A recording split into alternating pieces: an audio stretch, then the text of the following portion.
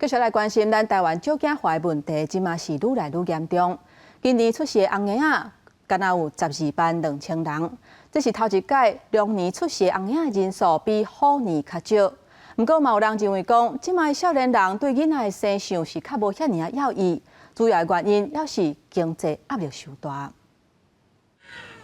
伫即卖有一寡少年人认为，结婚生囡仔无过再是人生一定要经过阶段，而且就算是结婚，也无一定要生囡仔。可能觉得自己以后可能养不起自己，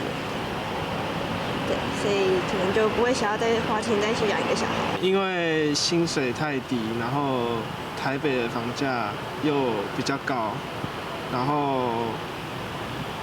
就没有钱，所以就不敢生。少年人无想要生，和少子化情形愈来愈严重，就连0年的效应也无法度改变这种情势。内政部统计，2000年拄到千禧年，迄年新生儿人口是30.5万外人，比前一年增加3万外。2012年的0年新生儿有22.9万外人，延过到2024年0年，累计到11月为止，新生儿只个那12.2万外人。伫今年0年总出生人口，竟然是比前一年虎年的13.5万外人较少。台湾富山区医学会分析，现代人无啥注意囡仔生寿，主要是经济压力。最大问题是经济的问题，因为说实在的，现在的人要养一个小孩，真的花费的精神耗力非常的多。如果国家没有在这种生小孩上面很